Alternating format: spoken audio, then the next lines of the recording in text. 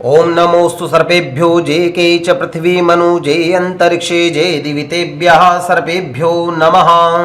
ब्रह्मलोकेषु ये सर्पा शेषनाग पुरोगमा नमोस्तु तेभ्यः सर्पेभ्यः सुप्रीतो मम सर्वदा।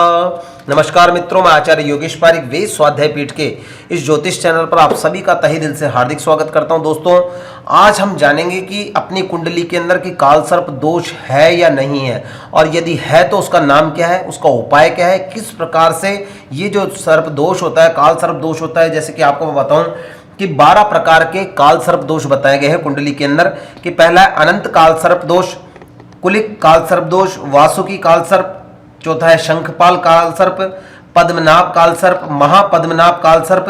तक्षक काल सर्प, कर्कोटक काल सर्प, शंखचूड काल सर्प, घातक काल सर्प और विषधर काल सर्प और शेषनाग काल सर्प। ये 12 प्रकार के कुंडली के अंदर काल सर्प दोष होते हैं। तो हम कैसे जान सकते हैं कि हमारी कुंडली में कौन सा काल सर्प दोष है? दोस्तों, मैं आपके लिए बताऊंगा। देखिए, बहुत ही आसान तरीका है इसे जानने का, और इसे हम बताएंगे कि जो अनंत जो काल सर्प होता है, ये प्रथम भाव से लेकर और सप्तम भाव तक इसके अंदर जितने भी ग्रह रहते हैं वो नेगेटिव रहते हैं। और इनका कुल फैक्ट मैं बताना चाहूंगा आपको कि यदि प्रथम भाव के अंदर राहु विराजमान है और सप्तम भाव के अंदर केतु विराजमान है, तो राहु से लेकर और केतुओं तक का, यानी कि इस पार्ट के अंदर यदि सारे ग्रह यदि बंधन में बन जाते हैं, राहु केतु के मुख का ग्रास बन जाते हैं, तो काल सर्प दोष होता है। देखिए, जिसके लग्न के अंदर राहु है और सप्तम स्थान के अंदर केतु बैठे हुए हैं, तो ये मान लीजिए उन्हें अनंत काल सर्प योग है। ऐसे लोगों का मन बड़ा विचलित होता है, मन बड़ा व्याकुल होता है, एक जगह स्थिर नहीं रहते ऐसे लोगों का जो दाम्पत्य जीवन होता है बड़ा ही दिक्कत में रहता है। छोटी छोटी बातों पर विवाद होना, कष्ट होना, यदि विवाह के लिए विलंब होना, प्रॉपरली अगर विवाह हो गया आपका तो विवाह के बंधनों के अंदर बहुत परेशानी होना, विवाह दाम्पत्य जीवन को लेकर कभी मधुरता नहीं होना, बड़े क्लेश रहना, बड़े रोगी रहना। तो ये सारी स्थितियां जिन लोगों के अनंत काल सर्प योग है, ऐसे लोगों की कुंडली के अंदर यह काल सर्प दोष का हमें साफ दिखता है।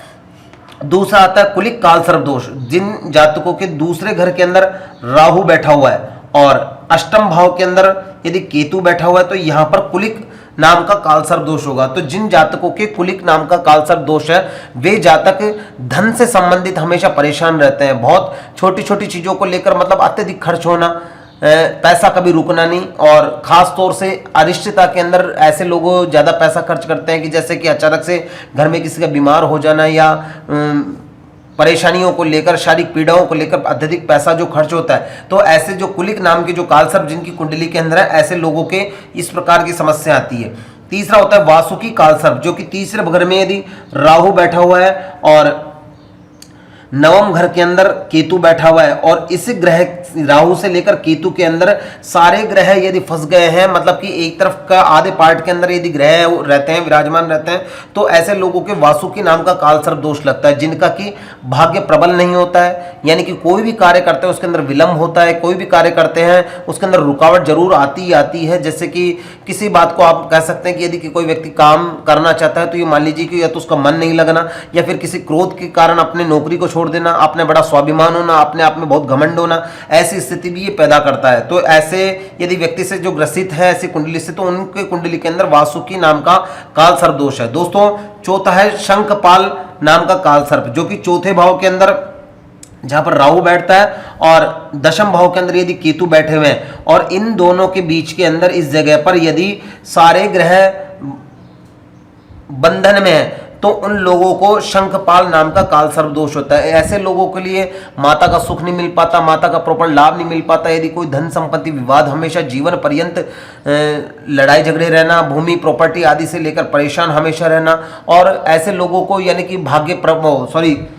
ऐसे लोगों के लिए राज्य स्थान का भी नहीं मिलना। कई लोग ऐसे होते हैं जो बहुत नौकरी के लिए तैयारियां करते रहते हैं, नौकरी के लिए परेशान होते हैं, राजकीय सेवा के लिए हमेशा तत्पर रहते हैं, परंतु ऐसे लोगों के लिए कोई ना कोई विघ्न या बंधन आ जाता है, जिसके कारण से यानी कि उनकी कुंडली के अंदर शंखपाल का जो नाम का जो काल सर्प दोष है, उसके कारण उन्हें बहुत परेशानियों का सामना करना पड़ता है। पांचवा होता है पद्मनाभ काल सर्प, जो कि यहाँ पर पंचम स्थान में राहु और एकादश स्थान जो कि लाभ का स्थान है, यहाँ पर केतु बैठा हुआ है और इनके अंदर यदि राहु और केतु के मध्य के अंदर यदि सारे ग्रह बंधन में होते हैं तो ऐसे लोगों को संतान को लेकर समस्या होती है, संतान का नहीं होना, दाम्पत्य जीवन होने के बावजूद भी संतान सुख का नहीं मिलना, यदि संतान है तो संतान का रोग से परेशान रहना, धन का प्रॉपर लाभ नहीं मिलना, धन के अंदर व्यवधान आना, कार्य क्षेत्र के अंदर व्यवधान आना, नौकरी में पदोन्नति नहीं होना, ये सारी स्थितियां जिन लोगों के पद्मनाभ नाम का जो काल सर्प है, यदि उनके इस प्रकार काल सर्प योग अगर आपकी कुंडली में है तो आप देख सकते हैं इस प्रकार की परेशानियां आपके रहेगी। देखिए अब हम आगे बात करते हैं महापद्मनाभ का जो काल सर्प योग है, ये छठे भाव में यदि राहु बैठा हुआ है और द्वादश स्थान पर व्यय के स्थान पर यदि केतु बैठा हुआ है और इस समय के अंदर ये यदि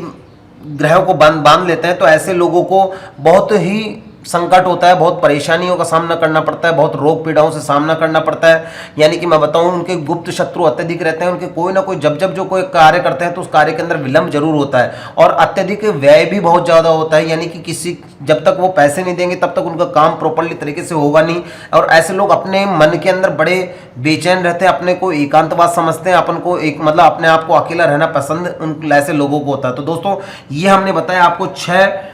ऐसे योग, यानी कि अनंत काल सर्प, कुलिक काल सर्प, वासुकी काल सर्प, शंखपाल काल सर्प और पद्मनाभ काल सर्प और महापद्मनाभ काल सर्प। आइए हम बात करते हैं। देखिए जो 6 बचे हुए हैं, तक्षक काल सर्प,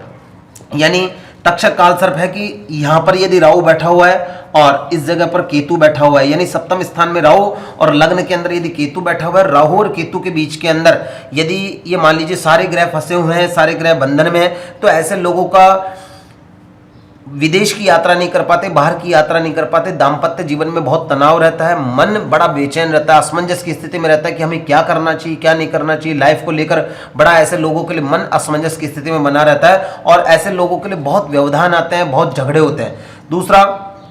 तो ऐसे लोग जो होते हैं वो तक्षक काल सर्प से ग्रसित रहते हैं। जिन लोगों के कर्कोटक नाम का काल सर्प होता है, कर्कोटक ये होता है कि यदि यहाँ पर अष्टम भाव में राहु विराजमान है और दूसरे घर के अंदर केतु यहाँ पर विराजमान है और इन दोनों के बीच के अंदर यदि सारे जो ग्रह हैं वो बंध गए हैं तो ऐसे लोगों को कर्कोटक नाम का काल सर्प प्रयोग होता है। ऐसे लोगों पर ऊपरी बाधा का पूर्ण प्रयोग होता है या कार्य बंधन का। ऐसे लोग हो सकते हैं कि जिनको कि ऐसा लगता होगा कि हमारा कार्य बंधा हुआ है, हम बहुत समय से बहुत प्रयास करते हैं, हर चीज का हमने उपाय भी करा लेकिन अब तक हमें मुक्ति नहीं मिल पाई। तो मैं आपको बता दूं कि अगर ऐसे लोग आप लोग ये विचार करते हैं तो आपके 100% कर्कोटक नाम का काल सर्प है, जिसको कि लेकर आपके जो मन बड़ा घबराता है, भय बहुत ज्यादा रहता है, शत्रुओं का जो पलड़ा बहुत ताकतवर है, तो ऐसे लोगों को कर्कोटक काल सर्प योग है।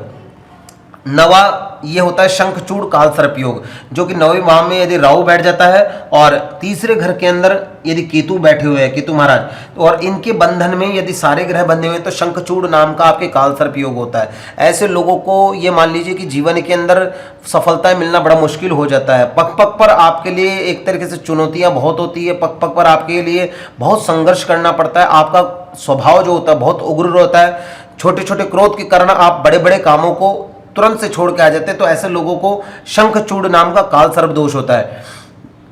10वां है घातक काल सर्प। तो जिन लोगों के राजस्थान में राहु बैठा हुआ है और चौथे सुख के स्थान में केतु बैठा हुआ है और यदि इस स्थान के अंदर जो 9 ग्रह के 9 ग्रह बंधे हुए हैं तो ऐसे लोगों को घातक काल सर्प योग होता है। ऐसे लोग मैं बताऊं आपको कि यदि कोई भी कार्य करते हैं तो उन्हें बड़ी परेशानी आती है उनके ऊपर, यानी कि राजकीय दावपेच भी बहुत अधिक रहते हैं, यानी कि मुकदमे, कोर्ट केस, कचहरी वगैरह इन चीज़ों के मान लीजिए उनका जीवन इसके अंदर ही उलझा हुआ रहता है। और खासतौर से यदि कोर्ट कचहरी मुकदमा यदि वो करते भी हैं तो उन्हें पूर्णतः से लाभ नहीं मिलना, सब कुछ अपने पक्ष में होते हुए भी अपने पक्ष के अंदर लाभ नहीं मिलना, माता पिता का प्रॉपर सुख नहीं मिलना, पिता से अनबन रहना, पिता से हमेशा छोटी छोटी बातों पर तनावग्रस्त रहना, झगड़ा रहना, पिता के स्वास्थ्य को लेकर चिंता रहना, माता के स्वास्थ्य को लेकर चिंता रहना, तो ऐसे लोगों को घातक काल सर्प होता है। 11वें नंबर का विषधर नाम का काल सर्प है। तो विषधर नाम का काल सर्प है तो यदि 11वें नंबर यहाँ पर यदि राहु विराजमान हो जाता है और 5वें घर के अंदर केतु यहाँ विराजमान हो जाता है और सारे ग्रहों को बंधन में बांध लेते हैं, तो दोस्तों उनको विषधर नाम का काल सर्प दोष होता है। और विषधर नाम का जो काल सर्प दोष होता है वो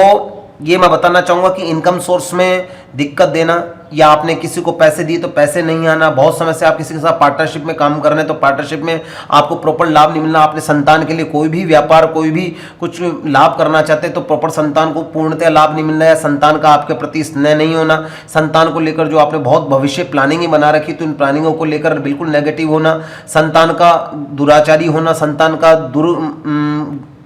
गलत संगति में प्रवेश करना, ये सारी स्थितियां विषधर नाम का जो काल सर्प दोष होता है इसके कारण होती है। और शेष नाग काल सर्प होता है, यानी कि 12वें घर के अंदर यदि राहु विराजमान है और छठे घर में केतु विराजमान है तो ये मान लीजिए आपको शेष नाग नाम का काल सर्प दोष है, जिसके के कारण आपको बहुत परेशानियां आती है, अत्यधिक खर्चा होता है आपके घर के अंदर, या आप हमेशा ये सोचेंगे कि मैं कमाता बहुत हूँ लेकिन मेरे पास पैसा नहीं रुकता है, जाने इतना मैं मेहनत बहुत करता हूं लेकिन मेहनत का पूरी तरह से परिणाम नहीं मिलता है। आप ऑफिस के अंदर बहुत काम करते हैं, बहुत आपके ऊपर लोड रहता है, आप कार्य क्षेत्र के अंदर अपना संपूर्ण समय और संपूर्ण शरीर